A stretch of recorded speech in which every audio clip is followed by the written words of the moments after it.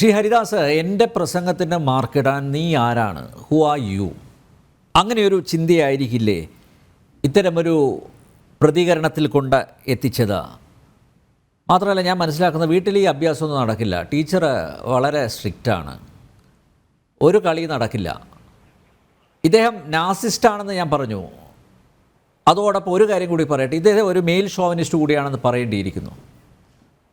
ഈ പ്രതികരണങ്ങളിൽ നിന്ന് അതാണ് എനിക്ക് മനസ്സിലാവുന്നത്. അടിക്കടിയുള്ള പ്രതികരണം. നേരത്തെ വിദ്യാസാഗർ ഗുരുമൂർത്തി ചൂണ്ടിക്കാണിച്ചു, അത് ശ്രീത്ത് പറയുകയും ചെയ്തു. കാസർഗോഡ് ഒരു പരിപാടി നടക്കുന്നു, അതിൽ ഇദ്ദേഹം പ്രസംഗിച്ച് കഴിഞ്ഞ ഉടൻ തന്നെ അങ്ങനെ ഒരു അനൗൺസ്മെൻറ്റ് വരുമ്പോൾ ക്ഷുഭിതനാവുന്നു, വേദി വിട്ടിറങ്ങുന്നു. ഇവിടെയും അതുപോലെ ക്ഷുഭിതനായി വേദി വിട്ടിറങ്ങുന്നു. അപ്പോൾ അവിടെ ഒരു സ്ത്രീയായിരുന്നു അനൗൺസ് ചെയ്തത്.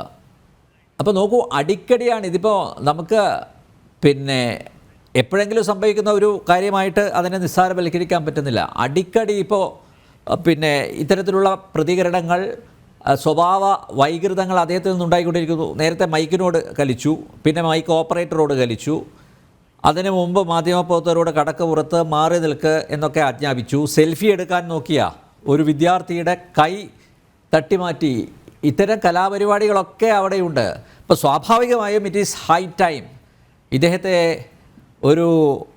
ഒരു മാനസിക പരിശോധനയ്ക്ക് വിധേയമാക്കാൻ ഇറ്റ് ഈസ് ഹൈ ടൈം എന്നാണ് എനിക്ക് തോന്നുന്നത്. അധികാരം മനുഷ്യനെ ഉന്മത്തനാക്കുമെന്ന് എവിടെയോ വായിച്ചിട്ടുണ്ട്.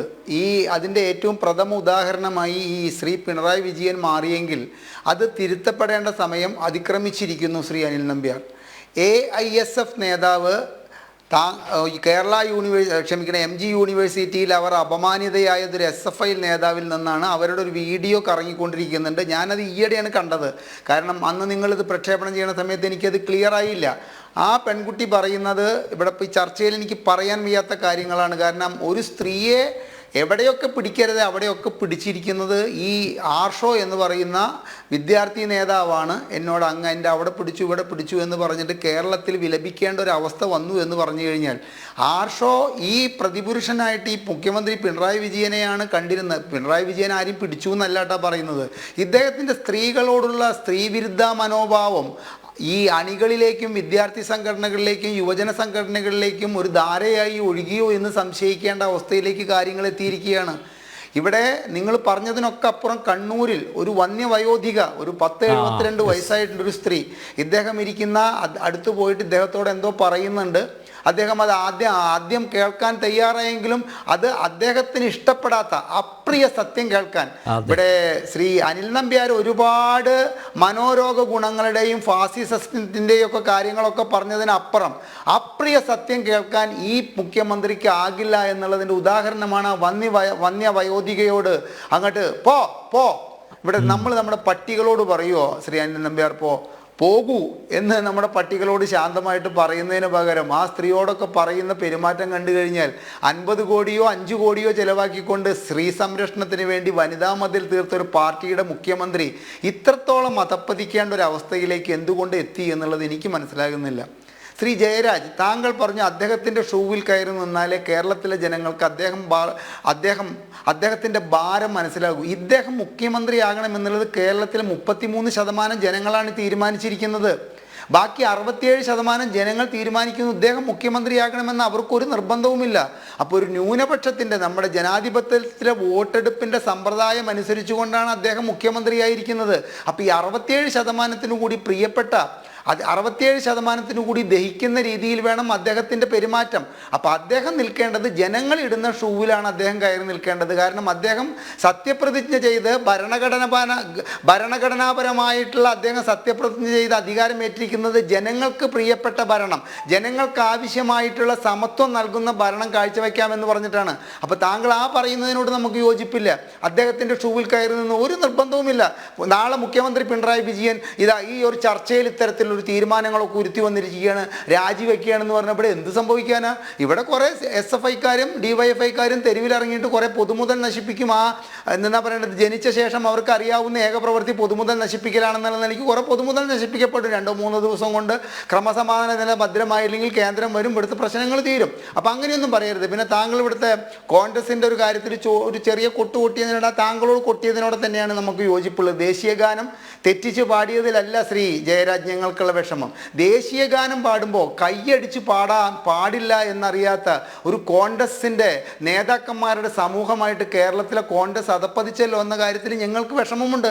ആ വിഷയത്തിൽ ചർച്ച വരുമ്പോൾ തീർച്ചയായിട്ടും ആ വിഷയം ഹൈലൈറ്റ് ചെയ്തുകൊണ്ടും കോൺഗ്രസിൻ്റെ ഇത്തരത്തിലുള്ള ഗതികേടിലേക്കുള്ള പോക്കിനെ കുറിച്ചും പറയാനൊന്നും എനിക്കൊന്നും മടിയില്ല. മറ്റുള്ളവരുടെ കാര്യം എനിക്കറിയില്ല, ഞാനൊക്കെ പറയും. പക്ഷെ ഇവിടെ ചർച്ച അതല്ല. ഇവിടെ മുഖ്യമന്ത്രിയുടെ ധാർഷ്ട്യം നിറഞ്ഞിട്ടുള്ള ജനങ്ങളോടുള്ള പെരുമാറ്റവും ഇത്തരത്തിൽ സ്ത്രീകളോട് അവഗണനാ മനോഭാവത്തോടു കൂടിയുള്ള പെരുമാറ്റവും നമുക്ക് എത്രത്തോളം നീതീകരിക്കത്തക്ക തോതിൽ ഇവിടെ ചർച്ച ചെയ്യപ്പെടാൻ സാധിക്കും, അല്ലെങ്കിൽ അതിനെ എങ്ങനെ ന്യായീകരിക്കണം എന്ന വിഷയം പറയുമ്പോൾ അങ്ങയിൽ നിന്ന് കുറച്ചും കൂടി പക്വതയുള്ള കുറച്ച് വാക്കുകളാണ് ഞാൻ പ്രതീക്ഷിച്ചത്. കാരണം അങ്ങ് ഒരു സ്കൂൾ കുട്ടികളെ കോളേജ് വിദ്യാർത്ഥികളെ പഠിപ്പിക്കുന്ന അധ്യാപകനാണ്, അങ്ങ് സൈക്കോളജിസ്റ്റ് ആണ് എന്നൊക്കെ പറയുമ്പോൾ ഈ മനോഭാവം കേരളത്തിലെ ജനങ്ങൾ അംഗീകരിക്കണമെന്ന് അങ്ങ് ദയവ് ചെയ്ത് പറയരുത്. അംഗീകരിക്കണമെന്ന് തന്നെയാണ് താങ്കൾ ആ ഷൂവിൻ്റെ ഉദാഹരണം പറഞ്ഞിട്ടുള്ളത്. കാരണം ഞാനൊക്കെ ചെറിയൊരു ബിസിനസ് നടത്തുകയാണ്. അപ്പോൾ ആ ബിസിനസ്സൊക്കെ ആയിട്ട് ബന്ധപ്പെട്ടിട്ടുള്ള മീറ്റിങ്ങുകളിലൊക്കെ പോകുമ്പോൾ അവരൊക്കെ പറയുന്നത് കേട്ടിട്ടുണ്ട്, അവരുടെ ഷൂ ധരിച്ചു നിന്നാലേ നമുക്ക് അവരുടെ ടെൻഷനെ കുറിച്ചിട്ട് അറിയൂ എന്നുള്ളത്.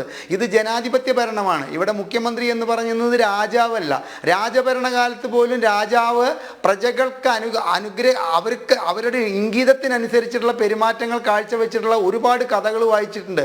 ഇവിടെ MTയുടെ കഥയിലെ നാലുകെട്ടിലെ കാരണവരായിക്കൊണ്ട് തനിക്കെതിരെ ഒന്നും പറയാൻ പാടില്ല, തന്നോട് ആവശ്യപ്പെടുന്ന കാര്യങ്ങൾ സ്ത്രീകൾ വാതിലിൻ്റെ പാതി മറ ചാരിക്കൊണ്ടേ എനിക്ക് ഒരു നാഴി അരി കൂടി വേണം മകൻ്റെ പിറന്നാളിന് എന്നൊക്കെ പറയുന്ന രീതിയിലേക്ക് കേരളത്തിലെ ജനങ്ങളെ ഒരു 20-30 കൊല്ലം താഴത്തേക്ക് കൊണ്ടുപോകാനാണ് ഈ മുഖ്യമന്ത്രി ഉദ്ദേശിക്കുന്നതെങ്കിൽ ആ ദാള് ഇവിടുത്തെ ഈ കലത്തിലെ വേവുമെന്നുള്ളൊരു ചിന്ത വേണ്ട. കാരണം എന്നായാലും അത്തരത്തിലുള്ള ദാളൊന്നും അധികകാലം വെവ്വിക്കാൻ ഈ കേരളത്തിലെ ജനാധിപത്യ ബോധമുള്ള ആരും സമ്മതിച്ചിട്ടില്ല. ഈ മുഖ്യമന്ത്രിക്ക് ശേഷം ഈ കേരളം അറബിക്കടലിലേക്ക് പോകുമെന്നുള്ള അദ്ദേഹത്തിൻ്റെ ധാരണ തിരുത്തിക്കൊണ്ട് ഇനിയും മുൻപോട്ട് പോകാൻ അദ്ദേഹത്തിന് ആകട്ടെ എന്ന് ആഗ്രഹിച്ചുകൊണ്ട് ഞാൻ നിർത്തുകയാണ്. ശ്രീ അനിൽ നമ്പ്യാർ. യെസ്, ഡോക്ടർ ജയരാജ്, പൂക്കോട് സർവകലാശാല ക്യാമ്പസിൽ ഒരു വിദ്യാർത്ഥിയെ തല്ലിക്കൊന്ന് കെട്ടിത്തൂക്കിയപ്പോൾ ക്ലിഫ് ഹൗസിൽ തേച്ചു വെച്ച മുണ്ടിൽ മരപ്പട്ടി മൂത്രമൊഴിച്ച ആധി പങ്കിടുകയായിരുന്നു മുഖ്യമന്ത്രി. താങ്കൾ നേരത്തെ എംപത്തറ്റിക് ആവേണ്ടതിൻ്റെ ആവശ്യകതയെക്കുറിച്ചൊക്കെ താങ്കൾ ഇവിടെ ചൂണ്ടിക്കാണിച്ചു. നോക്കൂ, ഇന്ന് മന്ത്രിസഭാ യോഗം നടന്നു. ഇന്നത്തെ മന്ത്രിസഭാ യോഗ തീരുമാനങ്ങളിലൊന്ന് ഈ സിദ്ധാർത്ഥൻ്റെ കുടുംബത്തിന് നഷ്ടപരിഹാരം എന്തെങ്കിലും പ്രഖ്യാപിക്കുമെന്നായിരുന്നു. അതേക്കുറിച്ച് ഒരു തീരുമാനം, ആ വിഷയം ചർച്ച പോലും ചെയ്തില്ല. ഞാൻ കഴിഞ്ഞ ദിവസം ചർച്ചയിൽ ഞാൻ പറഞ്ഞു, ജുനൈദിൻ്റെ കുടുംബത്തിന് 10 ലക്ഷം കൊണ്ടുപോയി കൊടുത്തു. ഇപ്പോൾ ഇതാ ആ കുടുംബത്തിൻ്റെ പ്രതീക്ഷയായിരുന്നു സിദ്ധാർത്ഥൻ മരിച്ചിത്ര ദിവസമായി. ഇദ്ദേഹം പ്രത്യേക അന്വേഷണ സംഘത്തെ ചുമതലപ്പെടുത്തി എന്ന് മുഖ്യമന്ത്രിയുടെ ഓഫീസിൽ നിന്നൊരു ഒരു കുറിപ്പ് വന്നത് ഒഴിച്ചു കഴിഞ്ഞാൽ ഈ സംഭവത്തെ അപലപിക്കാൻ പോലും മുഖ്യമന്ത്രി തയ്യാറായിട്ടില്ല. അപ്പോൾ അവിടെയും എനിക്ക് പറയാനുള്ളത് ഇദ്ദേഹത്തിൻ്റെ മനോനില പരിശോധിക്കണമെന്ന് തന്നെയാണ്. ഇത് കക്ഷി രാഷ്ട്രീയത്തിന് അതീതമായി SFIക്കാരാണ് ഇതിൽ ഇൻവോൾവ് ആയിട്ടുള്ളത്, അവരാണ് പ്രതിസ്ഥാനത്ത് നിൽക്കുന്നത്. പക്ഷേ അങ്ങനെ ഉള്ളൊരു വിഷയമല്ല, നാളെ ഏത് വിദ്യാർത്ഥിക്കും സംഭവിക്കാം. അതൊക്കെ വളരെ പ്രായോഗികമായിട്ട് ഈ വിഷയത്തിൽ ഇടപെടേണ്ട ഒരു ഭരണാധികാരി ഈ നിമിഷം വരെ അദ്ദേഹം അതിനെ അപലപിച്ചതായോ എന്തെങ്കിലും ശക്തമായി പ്രതികരണം നടത്തിയതായോ എൻ്റെ അറിവിലില്ല. അപ്പോൾ നോക്കൂ, പരിശോധന അനിവാര്യമല്ലേ? തീർച്ചയായിട്ടും നമ്മളിവിടെ സംസാരിച്ചുകൊണ്ടിരുന്നത് ഇന്നുണ്ടായ ഒരു ഇൻസിഡൻറ്റിനെ കുറിച്ചാണല്ലോ. ഇന്നുണ്ടായ ഇൻസിഡൻറ്റിനെ കുറിച്ച് ചർച്ച ചെയ്യുമ്പം ആ ഇൻസിഡൻറ്റ് മനസ്സിലാക്കാൻ വേണ്ടിയിട്ടാണ്, അല്ലാതെ അങ്ങേരുടെ ചെരുപ്പെടുത്തിട്ട് നോക്കണമെന്നൊന്നും അല്ല ഞാൻ ഉദ്ദേശിച്ചത്, അദ്ദേഹത്തിൻ്റെ ചെരുപ്പിട്ട് നോക്കണമെന്നൊന്നും അല്ല ഞാൻ ഉദ്ദേശിച്ചത്. അതെന്ന് വെച്ച് കഴിഞ്ഞാൽ ഒരു സിറ്റുവേഷൻ വിലയിരുത്തണമെന്നുണ്ടെങ്കിൽ നമ്മൾ ബോത്ത് സൈഡ്സ് നോക്കണം. അദ്ദേഹത്തിൻ്റെ സൈഡിൽ നിന്ന് നോക്കണം, നമ്മുടെ സൈഡിൽ നിന്ന് നോക്കണം. അതില്ലാതെ ചുമ്മാ കുറ്റം പറയാനാണെങ്കിൽ ആരെ വേണമെങ്കിലും കുറ്റം പറഞ്ഞുവിടാം. അദ്ദേഹത്തിന് വേണമെങ്കിൽ സ്ത്രീ വിരുദ്ധനാക്കാം, അദ്ദേഹത്തിന് വേണേൽ റേപ്പിസ്റ്റ് ആക്കാം, അല്ലെങ്കിൽ നാർസിസ്റ്റ് ആക്കാം, അതല്ലെങ്കിൽ മെയിൽ ഷോവനിസ്റ്റ് പിഗ് ആക്കാം, എന്ത് വേണേലും ആക്കാം. അതിനിപ്പം വാക്കുകൾ കൊണ്ട് നമുക്ക് എങ്ങനെ വേണമെങ്കിലും സ്വഭാവ വൈകൃതമാണോ? അതിനെയൊന്നും ഞാൻ സ്വഭാവ വൈകൃതം എന്നൊന്നും നമുക്കിതിനെ പറയാൻ പറ്റില്ല. കാര്യം എന്ന് വെച്ച് കഴിഞ്ഞാൽ ചില സിറ്റുവേഷൻസിൽ എല്ലാ ആളുകൾക്ക് എല്ലാ സമയത്തും ടോളറേറ്റ് ആയിട്ട് ഇരിക്കാനൊന്നും പറ്റത്തില്ല. മനുഷ്യനാണ്, ഇത് സിമെന്റും കമ്പിയും കൊണ്ടൊന്നും ഉണ്ടാക്കിയതൊന്നും അല്ല. ആ ചോരയും മാംസവും മജ്ജയൊക്കെ കൊണ്ടുണ്ടാക്കിയതാണ്. പ്രതികരണമൊക്കെ ഉണ്ടാവും. സാധാരണ നമ്മളിപ്പം എന്തെങ്കിലും ഒരു പ്രോബ്ലത്തിനെ സമീപിക്കുമ്പോൾ അങ്ങനെ ചെയ്യാറുണ്ട്. നേരത്തെ എനിക്ക് മുമ്പ് സംസാരിച്ച അദ്ദേഹം ടി വി അവതാരകൻ സ്വന്തമായിട്ട് ചാനൽ നടത്തുന്ന പുള്ളിയുണ്ടല്ലോ, പുള്ളിയുടെ പേര് ഞാൻ മറന്നുപോയി. അദ്ദേഹം പറഞ്ഞത് അദ്ദേഹം ബിസിനസ് മീറ്റിങ്ങിന് പോകുമ്പോഴും ഇങ്ങനെയൊക്കെയുള്ള അഭിപ്രായങ്ങൾ വരാറുണ്ട്. പക്ഷെ അതിൻ്റെ ഒന്നും ആവശ്യമില്ല. നമ്മളിപ്പോൾ ഒരു സിറ്റുവേഷൻ അനലൈസ് ചെയ്യണമെങ്കിൽ അങ്ങനെ ഒരു മാർഗ്ഗം അവലംബിച്ചേ പറ്റുമോ. അല്ലാതെ അദ്ദേഹത്തിന്റെ ചെരുപ്പെടുത്ത് വേറെ ആരെങ്കിലും ഇടണമെന്നോ അല്ലെങ്കിൽ അദ്ദേഹം ജനങ്ങളുടെ ചെരുപ്പെടുത്തിടണമെന്നോ തിരിച്ചു ചെയ്യണമെന്നോ ഒന്നും അല്ല ഞാൻ പറഞ്ഞത്. ഈ ഒരു സിറ്റുവേഷൻ എന്തുകൊണ്ടാണ് അങ്ങനെയൊക്കെയുള്ള അബറേഷൻസ് ഉണ്ടാവുന്നത്, അത് അടിക്കടി എന്തുകൊണ്ടാണ് ഉണ്ടാവുന്നതെന്നൊക്കെ നമ്മൾ പരിശോധിക്കേണ്ടുന്ന വിഷയമാണ്. പക്ഷെ ഈ കോൺസ്റ്റന്റ് ആയിട്ടുള്ള ഒരു മീഡിയ സ്കാൻ അല്ലെങ്കിൽ സ്കാനിന്റെ അണ്ടറിലാണ് എല്ലാ പരിശോധനയിലൂടെ മാത്രമല്ലേ നമ്മുടെ പ്രധാനമന്ത്രി ആണെങ്കിലും അബറേഷൻസ് അല്ലെങ്കിൽ ഇതൊക്കെ കണ്ടെത്താൻ പറ്റൂ. അത് താങ്കളെ പോലുള്ളവരാണ് ഉപദേശിച്ചു കൊടുക്കേണ്ടത്. അതിപ്പോ നിത്യചൈതന്യ പറഞ്ഞ അതല്ല, ഈ നിത്യചൈതന്യ പറഞ്ഞ കണക്കല്ല. 70 വയസ്സ് കഴിഞ്ഞ എല്ലാ രാഷ്ട്രീയക്കാരെയും അവരുടെ മാനസിക നില ശരിയാവണമെന്ന് പരിശോധിക്കണമെന്ന് പണ്ട് വർഷങ്ങൾക്ക് മുമ്പ് നിത്യചൈതന്യ പറഞ്ഞിട്ടുണ്ട്. അങ്ങനെയാണെങ്കിൽ ഇന്ത്യയിൽ ഇനി പരിശോധിക്കാൻ പരിശോധിക്കേണ്ടി വരും. അങ്ങനെയൊന്നും ഞാൻ പറയുന്നില്ല. അങ്ങനെയല്ല, അതല്ല 70 വയസ്സ് റിട്ടയർമെന്റ് പ്രായമായിട്ട് പ്രഖ്യാപിക്കേണ്ടി വരുമെന്നാണ് ഞാൻ പറഞ്ഞത്. അങ്ങനെയൊന്നും നമുക്ക് എടുക്കാൻ പറ്റില്ലല്ലോ. അങ്ങനെ ഒരു സമീപനമൊന്നുമല്ല. ഇതിപ്പോ പറഞ്ഞത് ഒരു ഇറിറ്റേഷൻ അല്ലെങ്കിൽ ഒരു ദേഷ്യപ്പെടൽ, അതിനെ സ്ത്രീ വിരുദ്ധ എന്നൊക്കെ പറഞ്ഞിട്ട് വലിയൊരു ടാഗൊക്കെ കെട്ടി അതിനെ വലുതായിട്ട് ഇൻഫ്ലേറ്റ് ചെയ്യണമെന്നാണ് എൻ്റെ ഒരു ചോദ്യം. എന്നാൽ ഇത്തരം കാര്യങ്ങൾ കറക്റ്റീവ് മെഷേഴ്സ് അവരുടെ കൂടെ നിൽക്കുന്ന ഉപജാപക സംഘങ്ങളോ അല്ലെങ്കിൽ ഇത് പറഞ്ഞു കൊടുക്കാൻ നിൽക്കുന്ന അനുചര വൃന്ദങ്ങളോ ഒക്കെ ഉണ്ടാവുമല്ലോ, അവർക്കൊക്കെ പറഞ്ഞു കൊടുക്കാമല്ലോ. തീർച്ചയായിട്ടും ഇതിനുള്ള ഫീഡ്ബാക്ക് കൊടുക്കുക. ഇങ്ങനെ അത് ശരിയായില്ല എന്നെങ്കിലും പറയാനുള്ള ഒരു ആർജവം അവർ കാണിക്കണം. അല്ലെങ്കിൽ ഇത്തരം തെറ്റുകൾ വീണ്ടും വീണ്ടും ആവർത്തിച്ചുകൊണ്ടേ ഇരിക്കും എന്നുള്ളതാണ് അതിന്റെ ഒരു വാസ്തവം. ഇതിനെയൊന്നും ഞാൻ ന്യായീകരിക്കുന്നില്ല. ഇത്തരം പ്രവർത്തികളെ 1% പോലും ന്യായീകരിക്കുന്നില്ല. ഒരുപക്ഷെ ഇതൊക്കെ ആയിരിക്കാം കാരണം അതിനു മുമ്പ് നടന്ന പ്രതികരണം ഞാൻ നേരത്തെ പറഞ്ഞതുപോലെ തെമ്മാടികളാണ്, തെമ്മാടിത്തരമല്ലേ കാണിച്ചതെന്നൊക്കെ പറഞ്ഞിട്ടുള്ള കമന്റ് എന്നൊക്കെ പറഞ്ഞാൽ ഇച്ചിരി കടുത്തുപോയോ എന്നൊരു സംശയം എനിക്കും ഇല്ലാതില്ല. മറ്റേ കുട്ടികളുടെ കാര്യത്തിൽ അത് 17 വയസ്സ് 18 വയസ്സുള്ള കുട്ടികളുടെ കാര്യത്തിലാണ്, കൂടുതൽ അണ്ടർ ഏജ്ഡ് ആണ്. അപ്പോൾ ഒരു പ്രത്യേക സമുദായത്തിൽപ്പെട്ട അല്ല മുസ്ലിം കുട്ടികളെ മാത്രമാണെന്ന് പറഞ്ഞിട്ടുള്ള ഒരു അഭിപ്രായത്തിനാണല്ലോ അങ്ങനെ ഒരു മറുപടി വന്നത്. അതേ വേദിയിൽ തന്നെയാണ് കൂടുതൽ സംസാരിക്കേണ്ട അടുത്ത ആളുകൾ. താങ്കൾ നേരത്തെ ആ വിഷയം ഉന്നയിച്ചു. ഒരു കാര്യം പറയട്ടെ, അന്ന് ഈ വിഷയം നടന്നപ്പോൾ ഞങ്ങൾ മാത്രമേ അത് ചർച്ചയ്ക്ക് എടുത്തുള്ളൂ. അവിടെ നമ്മുടെ പൂഞ്ഞാറിൽ നടന്ന വിഷയമാണല്ലോ താങ്കൾ ഇങ്ങനെ അടിക്കടി പരാമർശിച്ചുകൊണ്ടിരിക്കുന്നത്. ഞങ്ങൾ മാത്രമേ അന്ന് ചർച്ച ചെയ്തുള്ളൂ. അന്ന് ഈ ആഭ്യന്തര വകുപ്പ് കൈകാര്യം ചെയ്യുന്ന മുഖ്യമന്ത്രി അദ്ദേഹത്തിൻ്റെ പോലീസ് എന്താ പറഞ്ഞത്? ഈ പ്രതികളുടെ ഒന്നും പേര് വിവരം പുറത്തുവിടാൻ പറ്റില്ല. മാത്രമല്ല സാമൂഹ്യ മാധ്യമങ്ങളിലൂടെ ആരെങ്കിലും ഈ വിഷയത്തിൽ പ്രതികരിച്ചു കഴിഞ്ഞാൽ അവർക്കെതിരെ കേസെടുക്കും എന്ന് പറഞ്ഞ പോലീസാണ്. ഇപ്പോൾ കാര്യത്തിൻ്റെ ഗൗരവം അദ്ദേഹത്തിന് പിടികെട്ടി കാണും. അതുകൊണ്ടായിരിക്കും ഇന്ന് ഈ നമ്മുടെ മതമേധാവികൾ അവരൊക്കെ പങ്കെടുത്ത യോഗത്തിൽ അദ്ദേഹം അത് പറഞ്ഞത്. അതല്ല, ഈ സെൻസിറ്റീവ് ആയിട്ടുള്ള ഒരു ഇഷ്യൂ ആയിരുന്നു അത്. കാര്യം എന്ന് വെച്ചാൽ 2 റിലീജിയൻ തമ്മിൽ ഒരു പ്രശ്നം ഉണ്ടാകുമ്പോൾ ആ പ്രശ്നത്തിനെ കുറിച്ച് അത് അങ്ങനെ ഒരു രീതിയിൽ വായിച്ചെടുക്കണ്ട എന്ന് കരുതിയായിരിക്കും കുറച്ച് ദിവസങ്ങൾക്ക് ശേഷം പ്രതികരണം ഉണ്ടായത്. നമ്മളെന്തായാലും ഒരു കമ്മ്യൂണൽ ടെൻഷൻസ് ഇല്ലാതെ നോക്കണമല്ലോ, കേരളത്തിലെ ഏത് സ്ഥലത്താണെങ്കിലും അല്ലെങ്കിൽ ഇന്ത്യയിൽ തന്നെ എല്ലാ സ്ഥലത്തും. അതുകൊണ്ടായിരിക്കും അങ്ങനെ ഒരു അതൊരു വിഭാഗം പ്രതിസ്ഥാനത്ത് വരുമ്പോൾ മാത്രമേ ഈ ആശങ്കയും ഈ നിയന്ത്രണമൊക്കെ ഉള്ളൂ. അതുകൂടെ മനസ്സിലാക്കുക താങ്കൾ. ഒരു വിഭാഗം പ്രതിസ്ഥാനത്ത് വരുമ്പോൾ ഒരു പ്രത്യേക പരിഗണന, പ്രത്യേക ആക്ഷനൊക്കെ വരും. ഞാൻ പറയട്ടെ പ്രതികരണമൊന്നുമില്ല. ഇന്ന് പറഞ്ഞില്ലേ തെമ്മാടിത്തരമാണ് കാണിച്ചതെന്ന്, അതിനപ്പുറം എന്ത് പറയാനാണ്? പിന്നെ രണ്ടാമത്തെ കാര്യം, പി ജയരാജന്റെ കയ്യടിയുടെ ഒരു കഥ പറഞ്ഞല്ലോ. ആ കഥ പോലെ തന്നെ MV രാഘവന്റെ EMSനെ കുറിച്ച് ഇതിനേക്കാൾ പഴയൊരു കഥയുണ്ട്. ഇതുപോലെ ഒരുപാട് കഥകൾ പാണന്മാരിങ്ങനെ പാടി നടപ്പുണ്ട്. എയർലിങ്ങനെ ഉണ്ട് ഇഷ്ടംപോലെ കഥകൾ.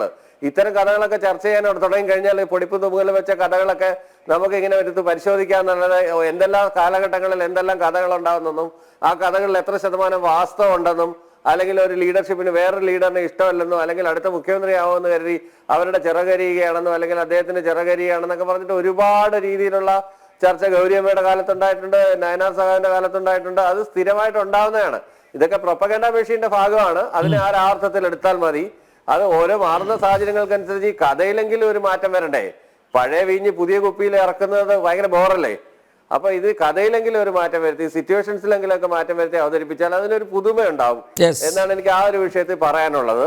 പിന്നീട് അതോടൊപ്പം തന്നെ ഇത്തരം വിഷയങ്ങൾ അടിക്കടി ഉണ്ടാകുന്ന ഇത്തരം വിഷയങ്ങൾ അതിന്റെ ഈ പറഞ്ഞ ആളുകൾ ഉപദേശകർ പറഞ്ഞു കൊടുക്കേണ്ടതാണ്. വ്യക്തമായിട്ടുള്ള കാര്യങ്ങളാണ്. ഇങ്ങനെ പക്ഷേ ഹ്യൂമൻ ആണ്, ഞാൻ നേരത്തെ പറഞ്ഞ പോലെ to err is human, to forget is divine എന്ന് പറഞ്ഞ പോലെ ആ ഒരു രീതിയിൽ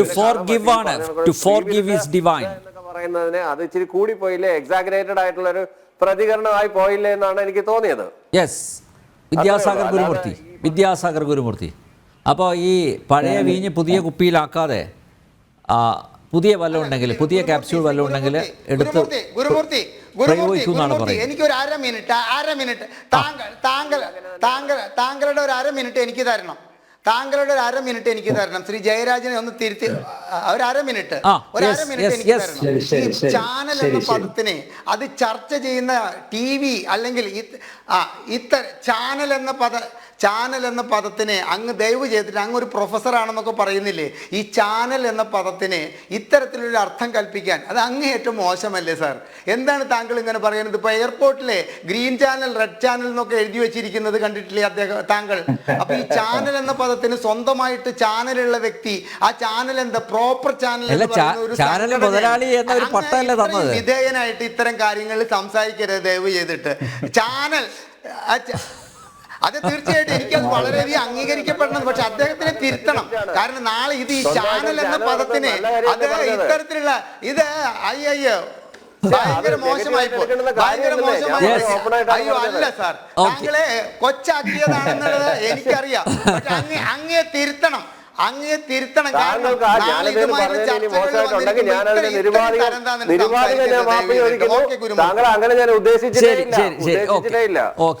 തീർച്ചയായിട്ടും അങ്ങനെ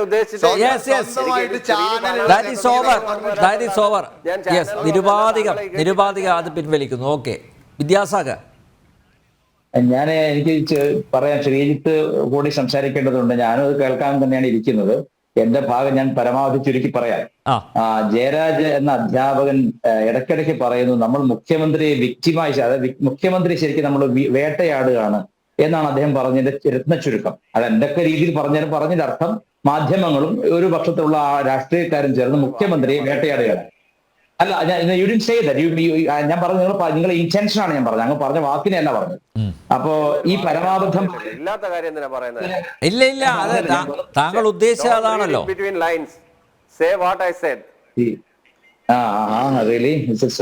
അപ്പൊ പറഞ്ഞതുപോലെ വായിച്ച് മനസ്സിലാക്കുന്നത് മണ്ടന്മാരാണ്. അല്ല സാർ, ജയരാജ് സാർ ചുമ്മാതല്ല അവിടെ എക്കോ അടിക്കുന്ന തലയ്ക്കാത്ത ശൂന്യതയാണ്. ശരി. അപ്പോ ഒരു കാര്യം ഞാൻ വ്യക്തമായിട്ട് പറയാം. ഇതില് രാജ്യഭാരങ്ങളെ ക്ലേശിക്ക എന്നൊരു വ്യാജം നടിച്ച്, കുഞ്ചൻ നമ്പ്യാരുടെ വാക്കുകളാണ്, രാജ്യഭാരങ്ങളെ ക്ലേശിക്ക എന്നൊരു വ്യാജം നടിച്ച് സമസ്ത ജനങ്ങളെ സമസ്ത സാധുക്കളെ തേജോവധം ചെയ്ത് വിത്തമാർജിച്ചുകൊണ്ട് ആജീവനാന്തം കഴിക്കുന്നിരു ചിലർ എന്ന് കുഞ്ചൻ നമ്പ്യാർ പറഞ്ഞത് പിണറായി വിജയനെയും വീണായി വിജയനെയും കമലായി വിജയനെയും പറ്റിയിട്ടാണ്. അതുപോലെ എന്നുള്ളത് യാതൊരു സംശയമില്ല. രാജ്യഭാരങ്ങളെ ഞാൻ ക്ലേശിക്കുകയാണ്. അയ്യോ, ഞാൻ എത്ര ത്യാഗം സഹിച്ചു, ഞാൻ എത്ര അടി കൊണ്ട് പോലീസുകാർ അടിച്ചിട്ട് എന്റെ ഒരു കാല് ചെറുതാണ്, എന്റെ ഒരു ഷൂസിന് എപ്പോഴും 1.5 ഇഞ്ച് ഉയരം കൂടുതലാണ്. ഞാൻ എന്തെല്ലാം എന്റെ എല്ലൂരി പോലീസുകാർ കോല് കളിച്ചു. ഞങ്ങളുടെ പാർട്ടി നിരവധി ചോരച്ചാലുകൾ നീന്തിക്കയറിയ പ്രസ്ഥാനമാണ്. ഇങ്ങനെ ഞങ്ങൾ എന്തൊക്കെ ത്യാഗം സഹിച്ചു. അപ്പൊ ഞങ്ങൾ അഥവാ ഒരു പെൺകുട്ടിയെ 2 തെറി പറഞ്ഞാലും വേണമെങ്കിൽ അവളെ ദേഹത്ത് കൈവച്ചാലും ഈ നിയമസഭയിലെ കയ്യാങ്കളിക്കിടയിൽ ചിലര് മാറിടങ്ങളിലേക്ക് കൈകൊണ്ട് അതൊക്കെ പ്രശ്നമില്ല. ഞങ്ങൾ ത്യാഗം സഹിച്ചവരാണ് പണ്ട്. രാജ്യഭാരങ്ങളെ ക്ലേശിക്ക എന്നൊരു വ്യാജം നടിച്ചു സമസ്ത ചെയ്യുന്നതിന് കുഴപ്പമില്ല, വൃത്തിയോട് ചെയ്യുന്നതിന് കുഴപ്പമില്ല, പറയുന്നതാണ് പ്രശ്നം.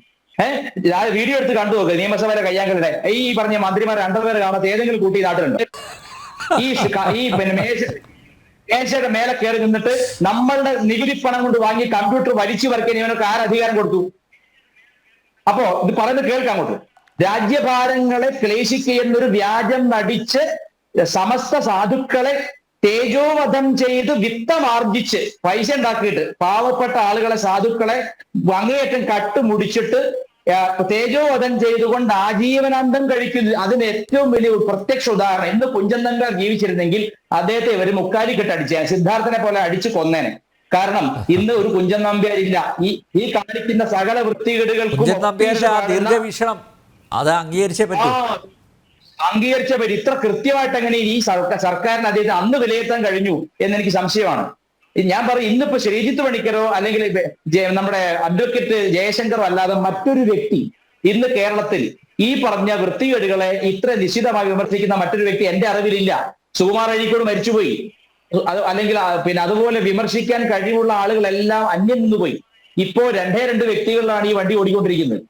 ഞാൻ പറഞ്ഞത് അതായത് ഞാൻ പറഞ്ഞതിനർത്ഥം നർമ്മത്തിന്റെ രൂപത്തിൽ ഇവർക്കെതിരെ ചാട്ടുളി വായിക്കാൻ കഴിവുള്ള കൊഞ്ചൻ നമ്പ്യാന്മാർ ഇല്ലാത്ത കാലത്താണ് പിണറായി വിജയന്റെ തെറി പോലും ചില വിദ്വാൻമാർക്ക് ആഹാ എന്തൊരു കർണാനന്ദകരമായ വാക്കുകൾ, ഇതെങ്ങനെ സ്ത്രീകൾക്കെതിരെ അധിക്ഷേപമാവുന്നൊക്കെ ചോദിക്കാൻ പറ്റുന്നത്. അടിമകളാണ് അവർ. മുഖ്യമന്ത്രിയുടെ ഷൂസിൽ കയറി നിൽക്കുക അല്ല ചെയ്യുന്നത്, ആ ഷൂസ് തേച്ച് മെരുക്കി കൊടുക്കുകയാണ് ചെയ്യുന്നത്. Cobblers of the dirty politicians, വൃത്തികെട്ട രാഷ്ട്രീയക്കാരുടെ ഷൂസ് തുടച്ചു കൊടുക്കുക, അതാണ് അവരുടെ ജോലി. ഇപ്പൊ ഞാനൊരു കാര്യം ഞാൻ പറയാം, ഇതിൽ വളരെ വ്യക്തമായ ഒരു കാര്യം, ഒരു സ്ത്രീയെ അവരാരുമായിക്കോട്ടെ, എനിക്ക് അവരുടെ മുഖപരിചയമില്ല, മുമ്പരിചയമില്ല, അവർ കോൺഗ്രസ്സുകാരിയാണോ BJP-കാരിയാണോ ഒന്നും അറിയില്ല, ഒരു സ്ത്രീ മുഖ്യമന്ത്രി സംസാരിച്ചു കഴിഞ്ഞപ്പോൾ അവർ കമ്പയറിംഗ് ചെയ്യുന്ന ഭാഗമായിട്ട് അങ്ങയുടെ വാക്കുകൾക്ക് നന്ദി, അങ്ങ് പറഞ്ഞ നല്ല വാക്കുകൾക്ക് നന്ദി എന്ന് പറഞ്ഞതിന്റെ പേരിൽ ആ മനുഷ്യൻ തിരിഞ്ഞു നിന്നിട്ട് അവരോട് അത്യന്തം ധാർഷ്ട്യത്തോട് കൂടിയിട്ട് അമ്മാതിരി കമന്റ് ഒന്നും വേണ്ട കേട്ടോ. ഞാൻ വിചാരിച്ച് സാധാരണ ഈ ആള് തിരിഞ്ഞു പോകുമ്പോ ഇങ്ങനെ തിരിഞ്ഞു നിന്നിട്ട് എന്നെ അങ്ങനെ നോക്കണ്ട കേട്ടോ എന്നൊക്കെ പെണ്ണുങ്ങളാണ് സാധാരണ പറയാറ്. ഈ എന്നെ അങ്ങനത്തെ കമന്റ് ഒന്നും അടിക്കല്ല കേട്ടോ എന്നൊക്കെ ചെറുക്കന്മാരോട് പറയുന്ന, പൂവാളന്മാരോട് പറയുന്ന പോലെ അമ്മാതിരി കമന്റ് ഒന്നും വേണ്ട, അടുത്ത ആളെ വിളിച്ചാൽ മതി, വേണ്ടാത്ത പറയുകയാണോ എന്നൊക്കെ ചോദിച്ചാൽ, നേരത്തെ ജയരാജ് സാർ പറഞ്ഞല്ലോ 70 വയസ്സ് കഴിഞ്ഞാൽ മാനസിക നിലയിൽ വ്യത്യാസം വരുന്നു. നമ്മുടെ പ്രധാനമന്ത്രിക്ക് 73 വയസ്സായി. നാളിന്നേ വരെ ഡോക്ടർ ജയരാജ് ഇവിടെ ഈ വേദിയിൽ പറയട്ടെ, നാളിന്ന് വരെ ഇത്തരത്തിൽ എന്തെങ്കിലും ഒരു അബറേഷൻ, എന്തെങ്കിലും ഒരു ഇന്റർമിറ്റന്റ് എക്സ്പ്ലോസീവ് ഡിസോർഡർ അല്ലെങ്കിൽ എന്തെങ്കിലും ഒരു ടെമ്പർ ടാൻട്രം നമ്മുടെ പ്രധാനമന്ത്രി ഏതെങ്കിലും വേദിയിൽ ആരോടെങ്കിലും കാണിച്ചതായി പറയാമോ ജയരാജെ? പറ്റില്ല. അതാണ് ഞാൻ പറഞ്ഞത്, മര്യാദാമസൃണമായ പെരുമാറ്റം, ശാരീരികമാണ്. വിക്ഷേപണം പരാജയപ്പെട്ടപ്പം വിക്ഷേപണം പരാജയപ്പെട്ടപ്പോ നമ്മളെല്ലാവരും കണ്ടതാണെന്നേ. ഒരാളെയും അദ്ദേഹം കെട്ടിപ്പിടിക്കുകയായിരുന്നു, അദ്ദേഹം കെട്ടിപ്പിടിക്കുകയായിരുന്നു ISRO ചെയർമാനെ. ഡോക്ടർ ശിവനെ ദേഷ്യപ്പെട്ട് ഇറങ്ങിപ്പോയതും ഇന്ത്യ തോറ്റപ്പോ ക്രിക്കറ്റ് മാച്ചിന്റെ സമയത്ത് ഇറങ്ങിപ്പോയതും ഒക്കെ നമ്മൾ കണ്ടതാണെന്നേ. തോറ്റ സമയത്ത് ക്രിക്കറ്റ് മാച്ചിന്റെ നമ്മൾ കണ്ടതാണ്. എനിക്ക് പെട്ടെന്ന് ഓർമ്മ വരുന്ന ഈ 2 കാര്യങ്ങളാണ്. ഇനി ഒരുപാട് കാര്യങ്ങളുണ്ട്, അവിടെ ഓരോന്നോരോന്നെടുത്ത് പറഞ്ഞുതരാം. എനിക്ക് എത്ര അറിയുള്ളൂ, എത്ര കിട്ടും ഈ ഷൂസ് തേച്ച് കൊടുക്കുന്നതിന്, അത് മാത്രം പറഞ്ഞാൽ മതി. അതായത് യു ആർ an അന്തം കമ്മി, മറ്റൊന്നുമല്ല. പ്ലീസ് എളുപ്പം പറയിപ്പിക്കാൻ വേണ്ടി പറഞ്ഞതാണ്. അല്ല, വ്യക്തിപരമായ വിഷയങ്ങളിലേക്ക് പോകണ്ട, ദയവ് ചെയ്ത് വളരെ പ്രത്യക്ഷമായിട്ട്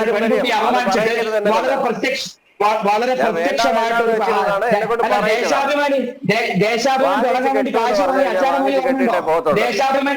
അച്ചാരം വാങ്ങിയ കഥ ഓർമ്മയില്ലേ? ബ്രിട്ടീഷുകാർ കയ്യിൽ നിന്ന് ദേശാഭിമാനി തുടങ്ങാൻ വേണ്ടി അച്ചാരം വാങ്ങിയ കഥ ഓർമ്മയുണ്ടോ? മാത്രമല്ല അടിയന്തരാവസ്ഥക്കാലത്ത് ഈ ഇന്ദിരാ ഗവൺമെന്റിനെതിരെ ഒന്നും ചെയ്യേണ്ടെന്ന് പറഞ്ഞ് വായും കൂട്ടിയിരുന്ന EMS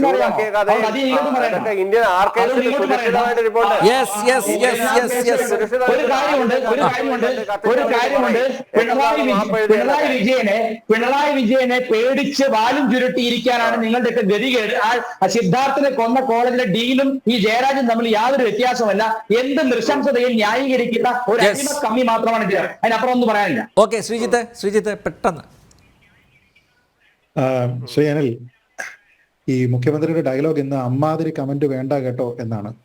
ഞാൻ പറയുന്നത് കേരളം ഒന്നാകെ മുഖ്യമന്ത്രിയോട് പറയേണ്ട ഡയലോഗാണിത്. അമ്മാതിരി കമന്റ് വേണ്ട കേട്ടോ. ഉദ്ഘാടനം ചെയ്യാൻ വന്നാൽ ഉദ്ഘാടനം ചെയ്തിട്ട് പോകണം, അല്ലാതെ അവിടെ മറ്റുള്ള ആൾക്കാർ, പല ജോലികൾ ചെയ്യുന്ന ആൾക്കാരുണ്ടാകും, അവരെ ഭരിക്കാനായിട്ട് പോകരുത് ദയവേത്. അതുകൊണ്ട് അമ്മാതിരി കമന്റ് സ്ത്രീകൾക്കെതിരെ വേണ്ട കേട്ടോ എന്ന് കേരളം ഒട്ടാകെ മുഖ്യമന്ത്രിയോട് പറയണം. ഇവിടെ ശ്രീ ജയരാജ് പറഞ്ഞപ്പോൾ അദ്ദേഹം ചില കാര്യങ്ങളൊക്കെ പറഞ്ഞു. ഇപ്പൊ മജ്ജയും മാംസവും കൊണ്ട് നിർമ്മിതമായിട്ടുള്ള ശരീരമാണ്. നോക്കൂ, മജ്ജയും മാംസവും കൊണ്ട് നിർമ്മിതമായിരിക്കുന്ന ശരീരം നമ്മളുടേത് എല്ലാവരുടേതുമാണ്. നമുക്ക് എല്ലാവർക്കും ഒരേ രീതിയിലുള്ള വികാരങ്ങളുണ്ട്, വിഷമങ്ങളുണ്ട്. അപ്പൊ അത് മജ്ജയും മാംസവും ഉള്ള ശരീരം മുഖ്യമന്ത്രിക്ക് മാത്രമല്ല, മറ്റുള്ള ആൾക്കാർക്കുണ്ട്. അത് കേൾക്കുന്ന ആ സ്ത്രീക്കും അങ്ങനെ തന്നെയുണ്ട്.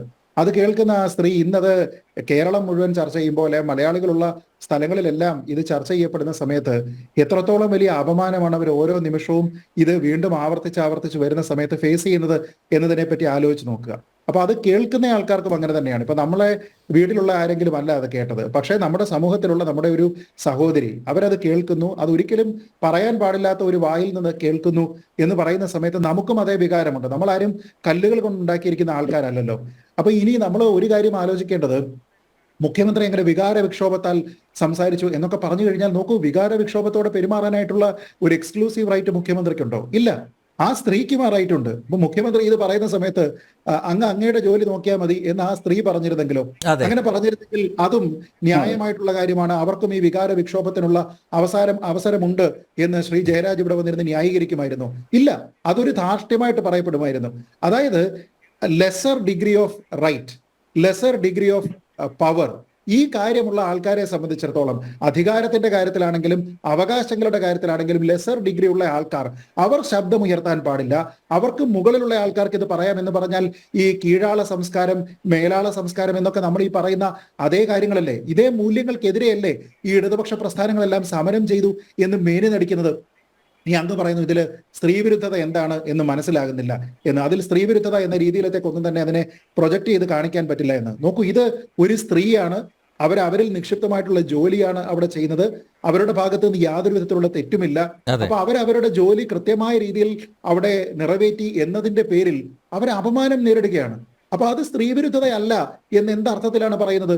പിന്നെ ഈ 70 വയസ്സിൽ നമ്മൾ ആരെയെങ്കിലും റിട്ടയർമെന്റിലേക്ക് ഫോഴ്സ് ചെയ്യാമോ അല്ലയോ എന്നീ കാര്യങ്ങളൊക്കെ പറഞ്ഞു കഴിഞ്ഞാൽ നോക്കൂ, ഇത് 70 വയസ്സിന് ശേഷം തുടങ്ങിയ ഒരു പ്രശ്നമാണെങ്കിൽ നമുക്കത് മനസ്സിലാക്കാം. പക്ഷെ ഇത് 70 വയസ്സിൽ തുടങ്ങിയ പ്രശ്നമല്ല, ഇത് എന്നോ തുടങ്ങിയിരിക്കുന്ന ഒരു കാര്യമാണ്. ഇത് തുടർച്ചയായിട്ടുള്ള ഒരു സ്വഭാവത്തിന്റെ രീതിയാണ്. അപ്പോൾ ഒരു പബ്ലിക് പ്ലേസിൽ നമ്മൾ എങ്ങനെ പെരുമാറണം, നമ്മളെക്കാൾ ഒരുപക്ഷെ ഈ പറഞ്ഞതുപോലെ അധികാരത്തിൽ താഴ്ന്ന ആൾക്കാരോട് ഏത് രീതിയിൽ പെരുമാറണം എന്നതൊക്കെ നമ്മൾ മനസ്സിലാക്കേണ്ടതാണ്. ഇപ്പൊ നമ്മളിവിടെ കണ്ടില്ലേ പാർലമെന്റ് മന്ദിരം, പുതിയ പാർലമെന്റ് മന്ദിരം അവിടെ ഉദ്ഘാടനം ചെയ്യുന്ന സമയത്ത് അതിന്റെ കൺസ്ട്രക്ഷന് വേണ്ടി ശ്രമിച്ചിരുന്ന ആൾക്കാരുടെ കാല് കഴുകുന്നതിന് വേണ്ടിയിട്ട്, അവർക്ക് പൂവർച്ചിക്കുന്നതിന് വേണ്ടിയിട്ടൊക്കെ ശ്രമിച്ചിരിക്കുന്ന ഒരു പ്രധാനമന്ത്രിയുള്ള നാടാണ്. ഞാൻ പറഞ്ഞത് എക്സ്ക്ലൂസീവായിട്ട് പ്രധാനമന്ത്രിക്ക് മാത്രം ചെയ്യാൻ കഴിയുന്ന ഒരു കാര്യമല്ല. നമ്മളിൽ പിന്നെ എന്താണ് ഈ സോഷ്യൽ സ്റ്റാറ്റസ് എന്നൊക്കെ പറഞ്ഞ് നമ്മൾ ഈ ഉണ്ടാക്കി വെച്ചിരിക്കുന്ന ചില വേർതിരിവുകളുണ്ട്. അതിൻ്റെയൊക്കെ താഴെ തട്ടിൽ എന്ന രീതിയിലത്തേക്ക് പലപ്പോഴും പരിഹസിക്കപ്പെടുന്ന ആൾക്കാരാണ്. അങ്ങനെയുള്ള ആൾക്കാർ ചെയ്യുന്നതും ജോലിയാണ്, അന്തസ്സാണ്, ഡിഗ്നിറ്റി ഓഫ് ലേബർ എന്നൊന്നുണ്ട് എന്ന് കാണിച്ചു തരുന്നതിന് വേണ്ടിയിട്ട് അത്തരത്തിലുള്ള കാര്യങ്ങൾ ചെയ്യുന്ന രാഷ്ട്രീയക്കാർ ഇവിടെ ഉള്ളപ്പോഴാണ് ഒരു കാര്യം ചെയ്യുന്നതിന്റെ പേരിൽ, ഒരു തൊഴിൽ ചെയ്യുന്നതിന്റെ പേരിൽ ഒരാൾ ഇത്തരത്തിലുള്ള ഭീഷണി, പരസ്യമായിട്ടുള്ള ഭീഷണി നേരിടുന്നത്. അതും വരാൻ പാടില്ലാത്ത വായിൽ നിന്ന് അത് വരുന്നത്. അപ്പൊ അതിനെ അതേ നോക്കൂ, വളരെ മനോഹരമായിട്ടുള്ള ഡയലോഗ് എന്നൊക്കെ പറഞ്ഞ് കൈയടിച്ച് പ്രോത്സാഹിപ്പിക്കുന്ന, അതിനെ ന്യായീകരിക്കുന്ന ആൾക്കാരോട് മറ്റൊന്നും തന്നെ പറയാൻ കഴിയില്ല. കാരണം മുഖ്യമന്ത്രിയെ തിരുത്തിയാലും നിങ്ങളെ തിരുത്താൻ കഴിയുമെന്ന് എനിക്ക് യാതൊരു വിധത്തിലുള്ള പ്രതീക്ഷയില്ല. അതാണ് എനിക്ക് പറയാനുള്ളത് ശ്രീ അനൻ.